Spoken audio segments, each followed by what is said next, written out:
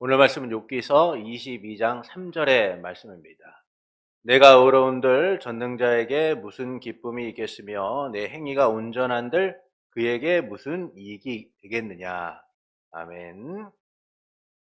지난주 우리는 이제 선행에 대한 부분들을 먼저 나누었습니다. 선행이란 하나님의 말씀을 기준으로 하는 거예요. 그래서 우리가 선을 행한다는 게 뭐냐면 하나님의 말씀하신 대로 따라가는 삶, 하나님의 명령대로 살아가는 삶이다라는 겁니다.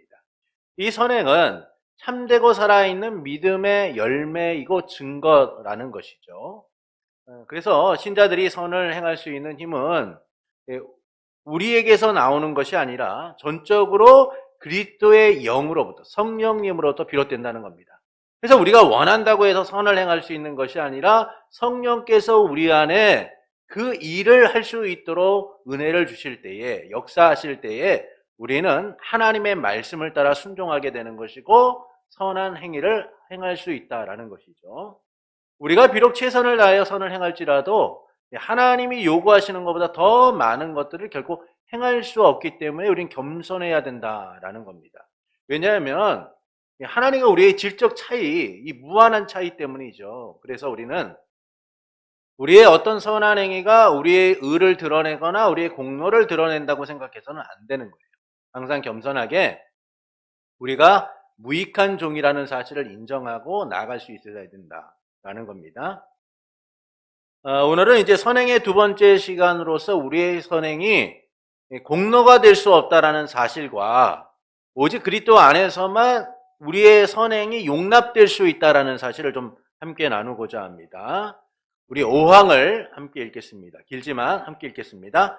우리는 우리의 최선의 행동을 통해서도 하나님께서 베푸시는 제사함이나 영생을 얻을 만한 공로를 세울 수가 없는 것이다. 그 이유는 우리의 선행들과 장차 있을 영광 사이에는 너무나 큰 차이가 있으며 우리와 하나님 사이에도 무한한 거리가 있기 때문이다.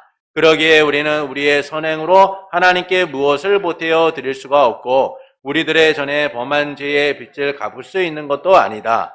가령 우리가 할 수 있는 모든 것을 다했다고 할지라도 그것은 다만 우리의 의무를 행할 것뿐이요 우리는 무익한 종들에 지나지 않는다. 그런데 우리의 선한 행위들이 우리의 선한 것은 그것들이 하나님의 성령으로 말미암는 데 있는 것이다. 그러나 우리에 의해 행하여지는 까닭에 여러 가지 연약성과 불완전성으로 더럽혀지고 혼잡되어 있어서 결코 하나님의 엄중한 심판을 견뎌낼 수 없다.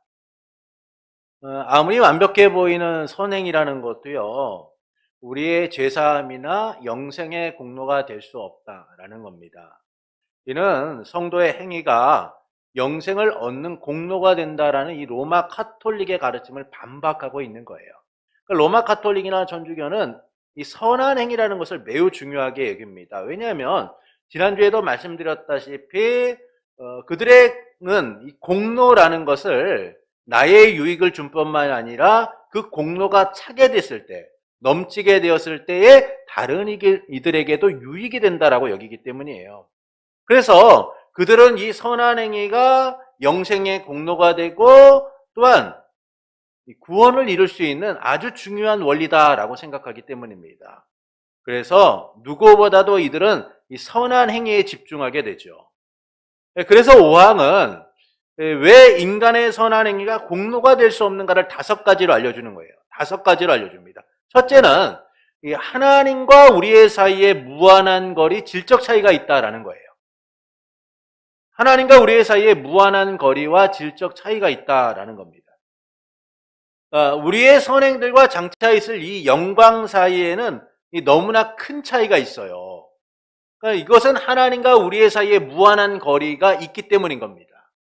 그렇게 우리는 우리의 선행으로서 하나님께 무엇인가를 보태어 드릴 수도 없고 우리의 전에 범한 죄의 빚을 갚을 수도 있는 게 아니라는 거예요.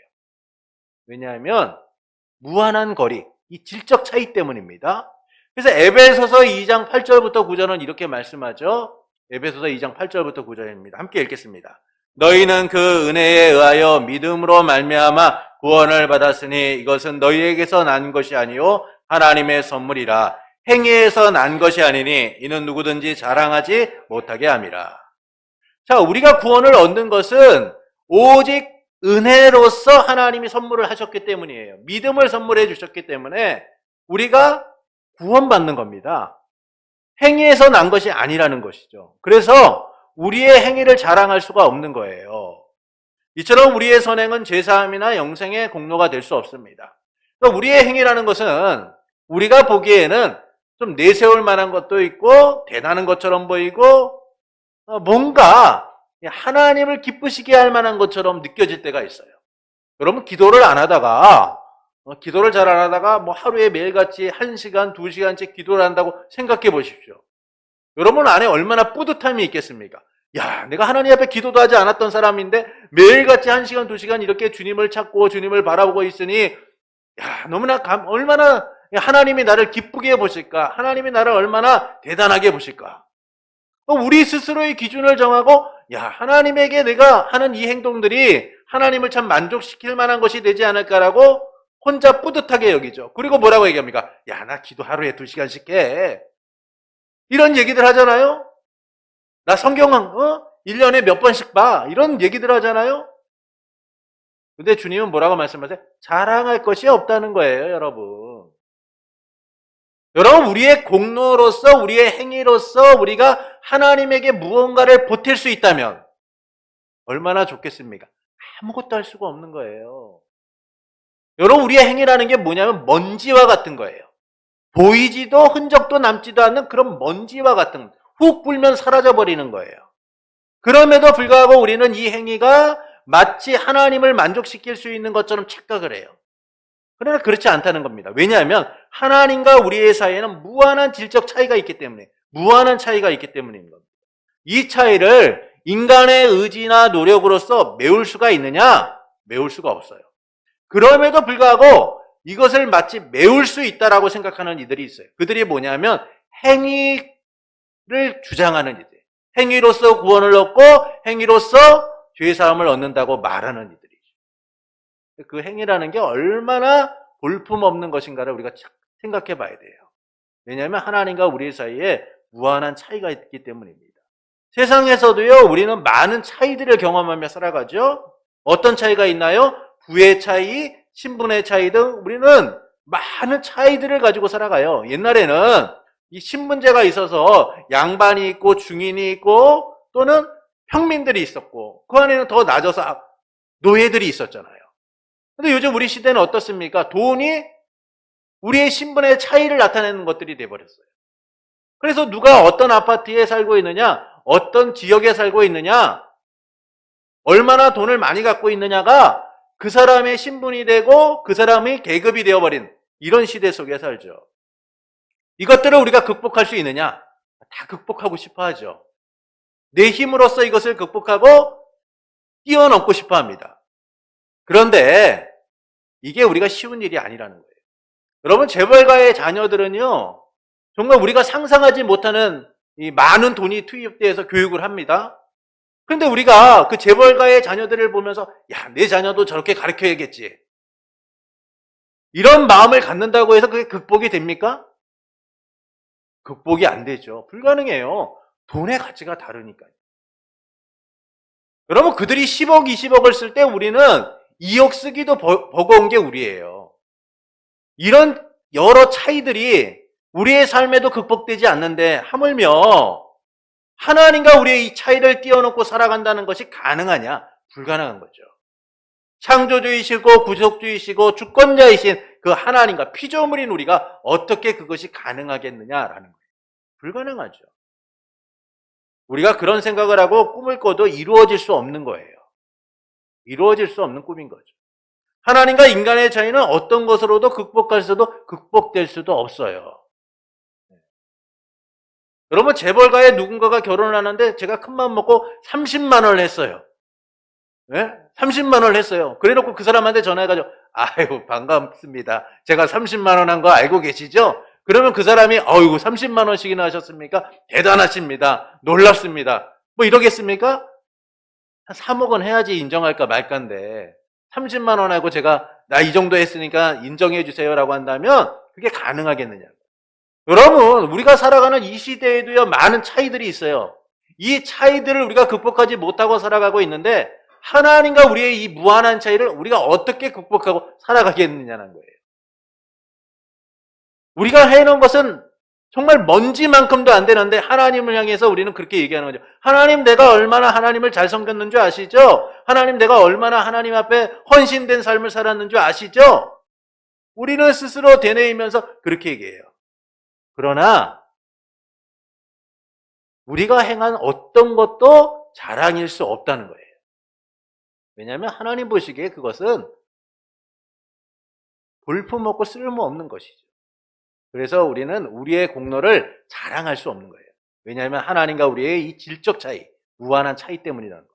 두 번째는 우리가 무익한 종에 불과하기 때문이라는 거예요. 무익한 종에 불과하기 때문이다.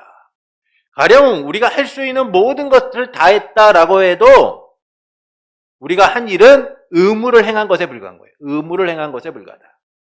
우리는 무익한 종에 지나지 않을 뿐이니까요.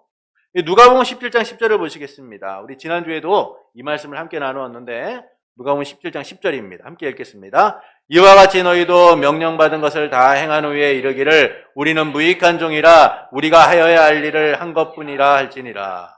예수님께서는 종에 대하여 말씀하시면서 종이 아무리 주인을 위하여 수고했다라고 해도 주인이 고마워하는 일이 있느냐라는 거예요. 그러면 아침부터 저녁까지 주인을 위하여 종이요 밥도 차리고 일도 하고 얼마나 많은 일들을 합니까? 그런데 주인이 종을 잡고 오늘도 고생했어. 오늘도 너무 수고했어. 당신 때문에 내가 살아가고 있어. 이렇게 얘기하는 주인이 어디 있어요? 주인님, 제가 다 했습니다라고 하면 그 주인이 뭐라 그럽니까? 그래, 다 했어? 그래. 이렇게 하고 넘기는 거죠. 주인이 종이 한 일을 보고 대단하다고 여기는 사람은 아무도 없어요. 또한 종 또한 주인에게 자랑하지 않습니다. 주인, 내가 이렇게 오늘 할 일을 다 했습니다라고 말하는 이는 아무도 없어요. 당연한 것이니까. 당연한 것이니까. 이처럼 우리가 선을 행하는 일들은요, 절대 우리의 자랑이 될 수 없는 거예요. 우리는 무익한 종이기 때문에 우리가 하는 이 모든 선한 행위들이 하나님에게는 당연한 거예요. 당연한 거죠. 당연한 거. 그것은 마땅히 우리가 해야 할 일이기 때문에 자랑의 이유가 될 수 없는 거예요. 자랑의 이유가 될 수 없는 거예요. 셋째는 우리의 선한 행위가 성령으로부터 비롯되었다는 겁니다. 성령으로부터 비롯되었다는 거예요. 그러니까 우리의 행위들이 선한 것은 그것이 우리에게서 비롯되는 것이 아니라 하나님의 성령으로부터 비롯된다라는 겁니다.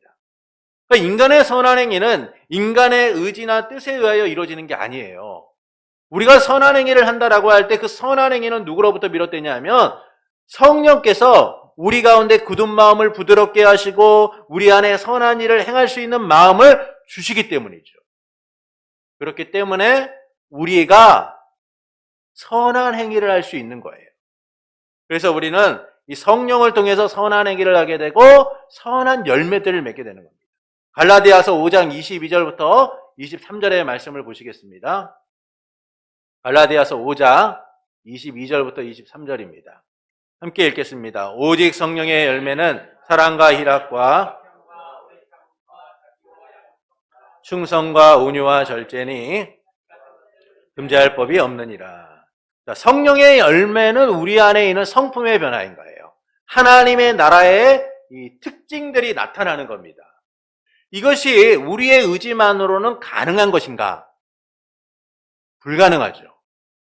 여러분, 사랑과 희락과 화평과 오래 참음과 자비와 양성과 충성과 온유와 절제와 같은 이런 모습들이 우리의 의지로 이루어졌다면 우리는 참 좋은 사람일 거예요.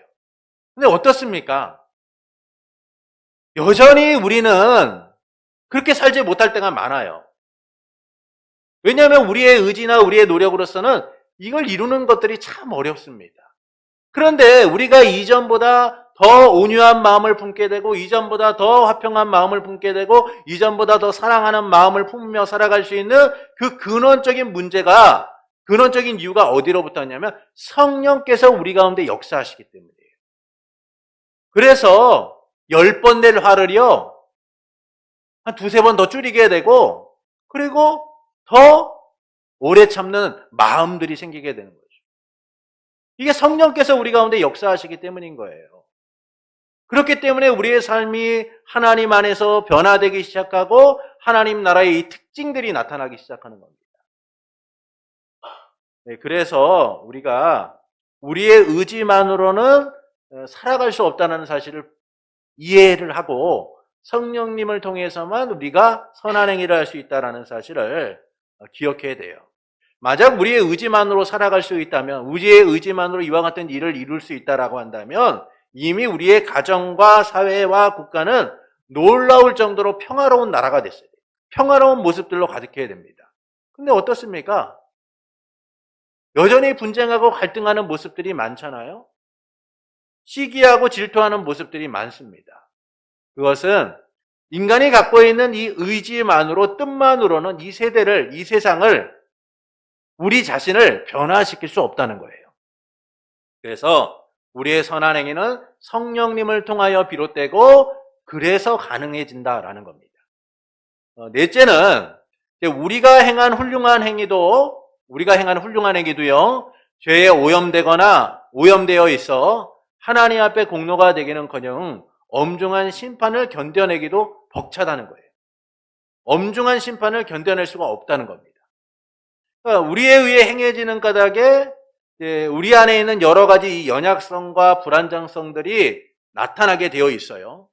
그래서 우리의 어떤 행위들이 더럽혀지고 혼잡하게 될 수 있습니다. 그러니까 그것은 결국 하나님의 엄중한 심판을 견뎌낼 수 없는 상황 가운데 우리를 놓이게 하는 거죠. 그러니까 인간의 선한 행위는 그 자체로 선할 수가 없다는 거예요. 왜냐? 우리는 전적으로 부패한 사람들이기 때문입니다. 여러분, 오염된 음식을 아무리 깨끗하게 해도 그 음식은 오염된 상태로 남아있는 거예요. 여러분, 식중독을 일으키는 음식을 갖다가 깨끗하게 해서 새로 먹는 사람이 누가 있겠습니까? 아무도 안 먹어요. 왜냐하면 그 식중독을 일으키는 음식을 깨끗하게 한다고 해도 그 병균은 남아있기 때문에 식중독을 유발할 수 있어요. 오늘 우리도 마찬가지죠. 우리가 아무리 선한 행위를 한다고 해도 우리 안에 있는 이 전적인 부패함과 이 불완전함이 결국은 선한 것을 온전히 나타낼 수가 없는 거예요. 그래서 우리의 선한 행위는 하나님의 심판을 견뎌낼 수가 없는 겁니다. 오염되어 있으니까요.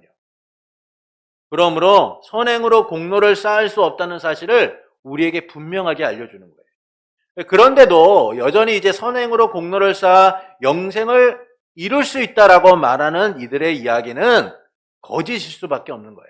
우리가 속지 말아야 됩니다.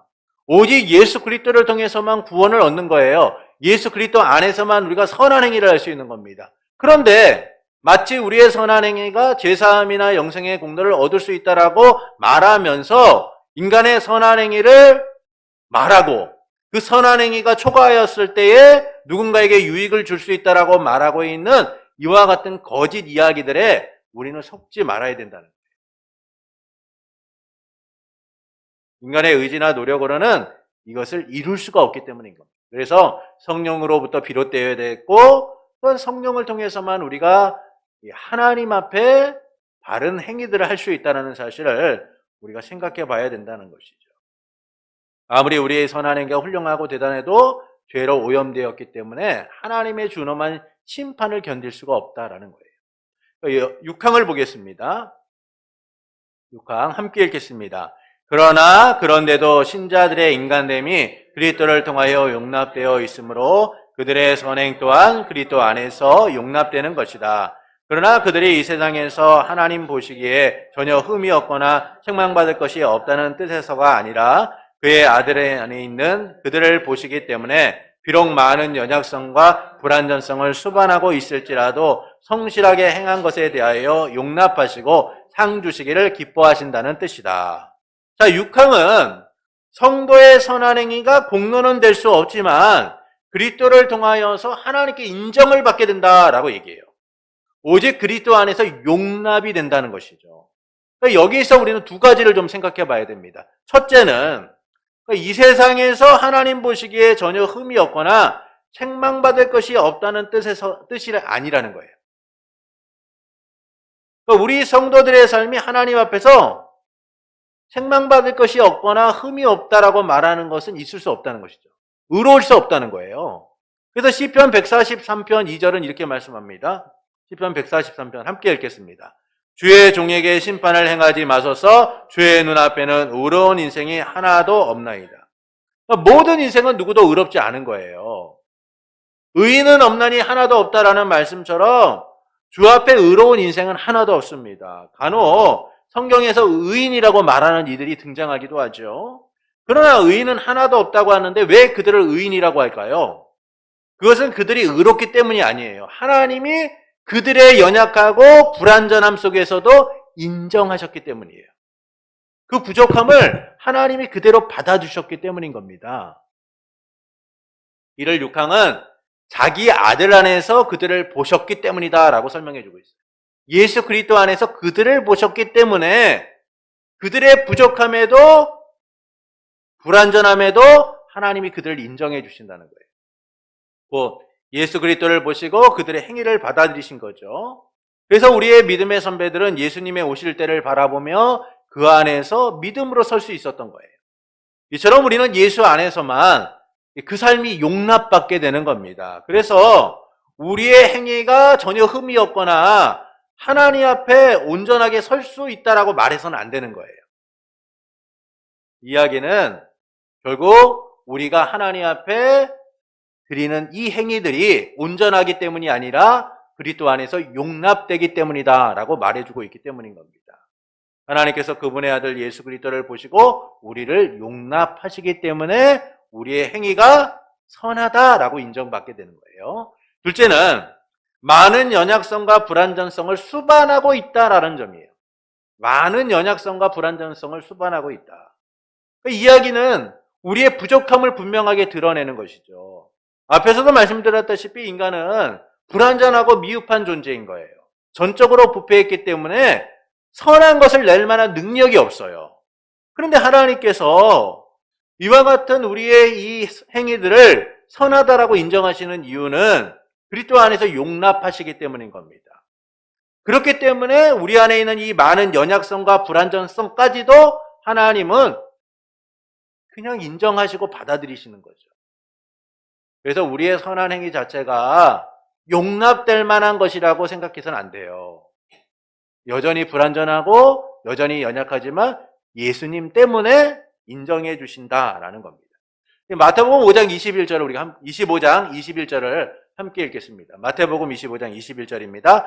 그 주인이 이르되 착하고 충성된 종아 내가 적은 일에 충성하였음에 내가 많은 것을 내게 맡기리니 내 주인의 즐거움에 참여할지어다 하고, 예수님께서는 마지막 때를 비유하시면서 달란트 비유를 하십니다. 한 주인이 먼 나라로 가면서 이 종들을 불러서 소유를 맡기게 되죠. 5달란트, 2달란트, 1달란트를 맡기게 됩니다. 주인이 돌아와서 이제 5달란트, 2달란트, 1달란트 맡은 종에 대하여 계산을 하게 되죠. 그래 너희가 내가 준 돈을 가지고 어떻게 했느냐? 그랬더니 5달란트 남긴 종이 주인님 내가 열심히 해서 5달란트 남겼습니다. 2달란트 남긴 종이 저도 열심히 해서 2달란트 남겼습니다 라고 해요.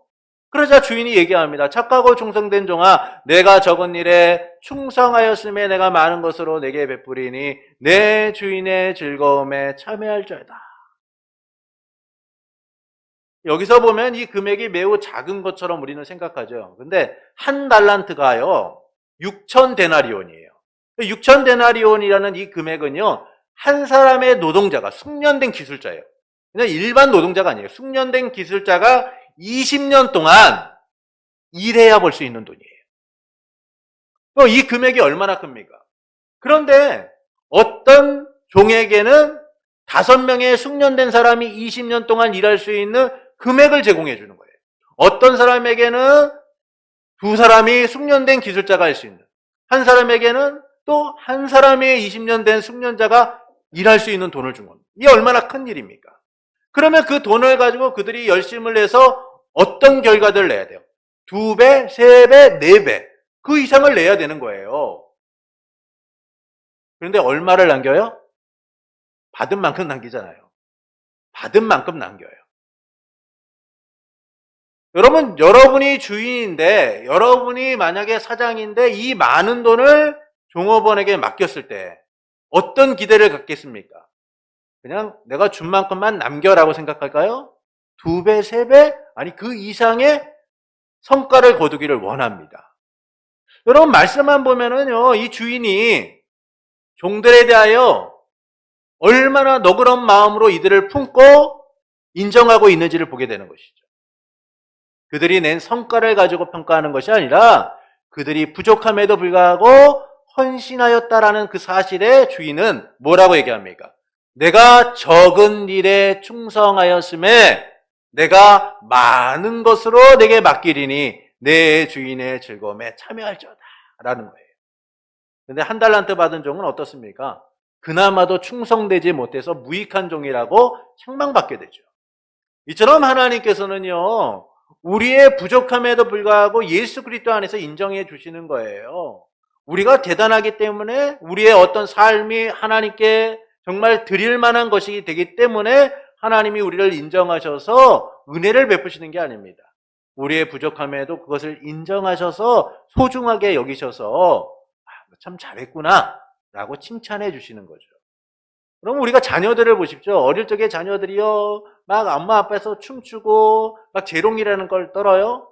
근데 그것들이 누가 봐도 조잡스럽고 누가 봐도 그렇게 막 누구한테 자랑할 만한 것은 아니에요. 그럼에도 불구하고 막 부모들은 박수 치면서 와, 우리 아이 천재인가 봐 막 이러면서 혼자 좋아하고 막 그러죠. 너무 예쁘다 막 이래요. 왜 그렇습니까? 아이의 그 모습 자체만을 기쁘게 받아들이기 때문이에요. 여러분, 우리 하나님께서요, 우리의 어떤 성과나 우리의 어떤 공로나 우리의 어떤 선한 행위가 대단하기 때문에 그것을 갖다가 인정하시는 게 아니에요. 우리가 여전히 볼품없고 연약하고 부족함에도 불구하고 우리라는 존재가 너무나 소중하기 때문에 그것에 대하여 인정해 주시는 거죠. 너 참 잘하고 있구나. 너 참 잘하고 있구나라고 하는 거예요. 그럼 이게 얼마나 은혜되는 말씀입니까? 만약에 하나님이요, 공로를 따라서 성과를 따라서 우리를 갖다가 아주 그냥 판단하시고 그렇게 하신다면 저뿐만이 아니라 여기서 제대로 된 평가를 받을 수 있는 사람이 몇 분이나 될까요? 쉽지가 않아요. 대부분 미달돼서 하나님께 혼나는 일이 많을 겁니다. 그게 우리의 모습인 거예요. 우리라는 존재가 전적으로 부패하고 연약한 존재이기 때문에 끊임없이 선을 추구하기보다는 악을 추구할 수밖에 없는 그런 존재이기 때문에, 그럼에도 불구하고 하나님은 예수 그리스도 안에서 우리를 구속하시고 예수 그리스도 안에서 용납하셔서 우리를 기쁘게 맞아주시는 거예요. 우리의 행위를 아름답게 소중하게 여기시는 거죠. 우리가 자격이 있어서 그런 게 아니에요. 예수님 때문에 우리의 그 모습을 인정해 주는 거예요. 제가 어릴 때 이제 친구네 집에 가서 밥 잘 얻어 먹었던 사람입니다. 학교 끝나면 무조건 친구네 집에 가서 밥 얻어 먹고 막 놀다가 오는 일이 많았어요. 초등학교 때도 그랬고 중학교 때도 그랬고. 그런데 가면은 어머니들이 되게 반갑게 맞이해 주세요. 저가 예뻐서요? 제가 하는 일이 막 그 부모님들을, 어머니들을 막 기쁘게 해서요? 그렇지 않아요. 아들 때문에 받아주는 거예요. 허구한 날 찾아가는데 아들 때문에 밥도 주고, 야, 너 필요한 거 없니? 웃으시면서 기쁘게 맞이해 주시는 거죠. 여러분, 우리의 행위가 잘나서 뛰어나서 우리라는 사람이 정말 자랑할 만한 것이 많아서 하나님이 용납해 주시는 게 아니라 예수님 때문에 우리를 하나님이 인정해 주시는 거예요. 그래서 우리의 행위가 흠이 없다라고 생각해서는 안 돼요. 우리의 행위는 흠도 많고 부족함도 많지만 그리스도 안에서 하나님이 인정해 주시기에 그것이 선한 행위로서 인정받을 수 있다는 사실을 기억해야만 합니다. 우리 7번을 보시겠습니다. 7항입니다.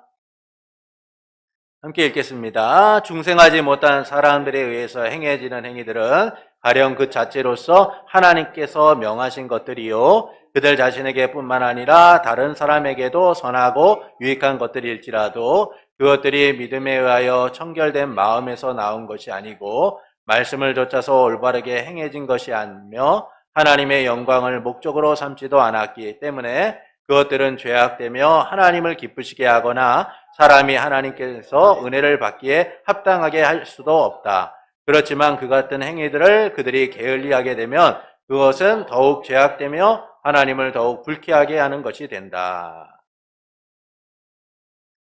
모든 종교는요, 상당히 높은 수준의 윤리적, 도덕적 삶을 강조합니다. 그들의 강조는 모두가 인정할 만한 수준이며 이를 사람들은 존경하게 되죠.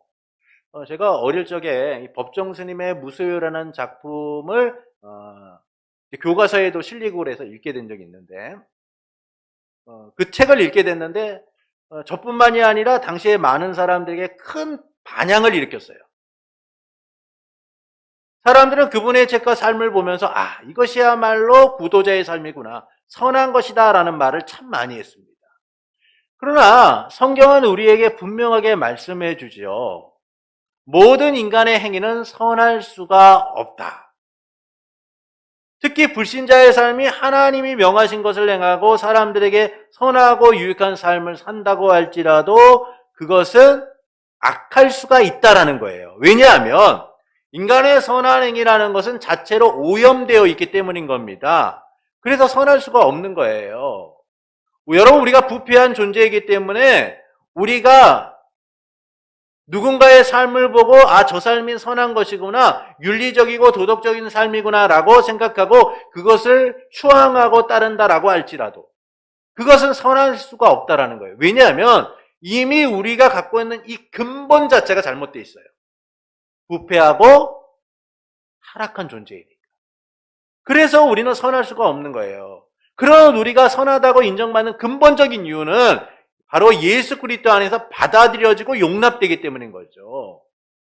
그래서 칠항은 왜 불신자의 선행이 받아들여지지 않는가를 세 가지로 얘기해줘요. 왜 불신자의 신앙이 받아들여지지 않는가? 첫째는 믿음으로 정결하게 된 마음에서 나오지 않았다는 거예요. 믿음으로 정결하게 된 마음에서 나오지 않았다는 겁니다. 히브리서 11장 6절을 보시겠습니다. 히브리서 11장 6절 함께 읽겠습니다. 믿음이 없이는 하나님을 기쁘시게 하지 못하나니 하나님께 나아가는 자는 반드시 그가 계신 것과 또한 그가 자기를 찾는 자들에게 상 주시는 이심을 믿어야 할지니라. 이처럼 믿음이 없이는 하나님을 기쁘시게 할 수 없는 거예요. 근데 불신자들은 어떻습니까? 믿지 않는 분들은 이 믿음이라는 것이 존재하지 않아요. 그렇기 때문에 그들의 행위는 악할 수밖에 없는 거예요. 여러분, 부패하고 타락한 우리가 하나님께 용납받을 수 있고 인정받을 수밖에 없는 그 근본적인 이유는 예수 그리스도를 믿는 그 믿음을 통해서예요. 그 믿음이라는 것이 하나님께 나아갈 수 있도록 우리를 이끌고 그 믿음을 통하여 우리는 하나님께 인정받는 삶을 살아가게 되는 것이죠. 그러나 불신자들에게는 이 믿음이라는 근본적인 것이 없기 때문에 그들의 행위가 아무리 선하다라고 할지라도 악하다라는 겁니다. 둘째는 말씀을 따라 올바로 행해진 것이 아니기 때문이에요. 말씀을 따라 올바로 행해진 것이 아니기 때문입니다. 그들의 선한 행위는요, 말씀이 기준이 아니죠. 그들이 신봉하는 교리나 그들의 의지가 기준이에요. 또는 세상과 사회의 이 문화 속에서 윤리고 도덕이라고 말하는 것들이 기준이 되는 겁니다. 그렇기 때문에 그것은 선할 수가 없는 거예요. 선한 행위는 오직 말씀을 통해서만, 말씀을 기준으로 할 때만 가능한 거예요. 아무리 불신자의 행위가 윤리적, 도덕적으로 높은 수준을 가지고 있다라고 해도 그것이 말씀을 따라 행해지고 있지 않다면 그것은 선할 수가 없다라는 겁니다. 악하다라는 것이죠. 그래서 우리가 선한 행위라는 것을 할 때 그 선한 행위의 근본적 기준은 뭐예요? 하나님의 말씀을 따라 행하고 있는 거예요. 말씀을 따라 행하고 있는 거예요. 그것이 되지 않는 모든 것들은 자기의 열심이나 인간의 과도한, 인간의 어떤 고안된 그런 행위들일 뿐이다라는 것이죠. 선한 행위가 될 수 없다라는 거예요. 셋째는 하나님께 영광을 목적으로 하고 있는가라는 거예요. 그들은 하나님께 영광을 목적으로 하지 않고 그 일을 행하고 있는 거예요. 불신자는요, 자기 구원이나 자기 위안을 목적으로 해요. 그래서 다른 종교들은 이 하나님의 영광보다는 자기 구원을 위하여, 때로는 자기 위안을 위하여 그것들을 말할 때가 많습니다. 그러니까 그들의 선한 행위라는 게 뭐예요? 결국 자기를 중심으로 이루어지는 거예요. 자기를 중심으로. 그래서 그들이 추구하는 행위의 목적이 우리와 다르기 때문에 그 행동은 선할 수가 없다는 거예요. 우리가 볼 때는 우리보다 좀 선해 보이고 윤리적이고 도덕적으로 나아 보이는 것이 분명히 많아요. 더 나은 삶인 것처럼 보여요. 그러나 하나님의 영광을 목적으로 하지 않는다면 그들의 행위는 악할 수 있다라는 거예요. 그럼 성경에서도요, 자기의 열심을 가지고 하나님의 일을 했다가 책망받는 사람들의 이야기를 우리는 보잖아요. 그럼 우리의 열심, 하나님의 영광이 배제된 우리의 열심이나 우리의 윤리적이고 도덕적인 삶은요, 결코 선한 것이 될 수 없는 거예요. 항상 하나님의 영광이 기준이 되어야 되는 겁니다. 그래서 모든 행위는 언제나 하나님의 영광을 위한 목적 속에서 이루어져야 한다는 것이죠. 그런데 믿지 않는 분들은 하나님의 영광을 목적으로 하지 않기 때문에 자기의 구원이라든지 자기의 위안이라든지 또는 자기가 신봉하는 그 교리를 따라서 행하는 것이기 때문에 선할 수가 없다라는 거예요. 이처럼 불신자의 선한 행위는 죄악되며 하나님을 기쁘시게 하거나 사람이 하나님에게서 은혜를 받기에 합당할 수가 없는 거예요. 왜냐하면 그리스도를 믿는 믿음을 따라서 그리스도 안에서 용납된 것이 아니기 때문인 겁니다. 오직 은혜로 그리스도 안에서 받아들여지고 용납되어질 때 우리는 그 선함을 인정받게 되는 것이죠. 그래서 앞서 말씀드린 것처럼 우리의 선한 행위는 그리스도 안에서 용납되어지는 그 믿음이 있어야 되고 말씀을 따라 행하는 삶이 되어야 되고 하나님의 영광을 목적으로 할 때 그것이 선한 행위로서 받아들여지는 거예요. 그러나 믿지 않는 분들은 이와 같은 이 기준들과 달리 자기들의 교리나 자기들의 뜻을 가지고 행하는 일이기 때문에 선할 수가 없다는 겁니다. 그러니까 이에 대하여 또 그렇게 얘기하시는 분들이 있어요. 그렇다고 한다면 믿지 않는 사람들이 이렇게 악하다고 평가받고 선한 행위를 하지 않는다라고 평가받는다면 그냥 아무렇게나 살아도 괜찮지 않겠느냐 라고 말하는 분들이 있을 수 있어요. 굳이 뭐 선하게 살 필요가 있겠어? 이렇게 해도 저렇게 해도 악하다라고 판단된다면 그냥 이 땅을 살아가면서 윤리나 도덕이라는 것이 무슨 의미가 있겠어 라고 말하는 분들이 있을 수 있어요. 그러나 그들이 선한 행위를 게을리해서는 안 되는 것은 그들이 그나마 윤리적이고 도덕적인 삶을 살지 않으면 그들은 그 쌓아놓은 죄를 짊어지고 하나님 앞에 설 수밖에 없는 거예요. 그들이 쌓은 그 많은 짐들을 하나님 앞에 책망받을 수밖에 없는 겁니다. 그래서 더 엄중하고 큰 심판을 받지 않기 위하여 그들은 살아가는 동안 선을 행하고자 노력하는 삶이 필요하다는 거예요. 여러분, 하나님께서요, 로마서에서 버리기로 작정된 사람들을 어떻게 하시냐면 그대로 내버려 두신다라고 하세요. 그대로 내버려 두신다. 이 그대로 내버려 두신다는 게 뭐예요? 그들이 일평생 동안 하나님께 범죄함을 통하여 죄를 쌓아가 하나님의 엄중한 심판을 받도록 하시겠다는 거예요. 그러니까 믿지 않는 사람들은 그 심판을 받지 않기 위하여 어떻게 해야 되냐면 그나마 윤리적이고 도덕적인 삶을 살아가야 된다는 거예요. 그렇지 않으면 일평생 쌓아놓은 그 죄악의 무거운 짐을 하나님 앞에서 심판받게 되어 있기 때문인 겁니다. 조금이라도 덜 혼날려면 윤리적이고 도덕적인 삶을 살아야 된다는 것이죠. 그러나 그 삶조차도 하나님 앞에서는 악할 수밖에 없다라는 겁니다. 이처럼 우리가 행하는 이 선행이라는 것은 우리에게서 비롯되는 것이 아닙니다. 그래서 우리는 오직 은혜로서만 구원받고 은혜로서만 하나님 안에서 선을 행할 수 있는 자들임을 항상 기억하고 살아야 된다는 것이죠. 그렇지 못하면 인간의 어떤 공로를 가지고 죄사함이나 영생을 얻을 수 있다는 착각과 오만 가운데 빠질 수밖에 없는 거예요.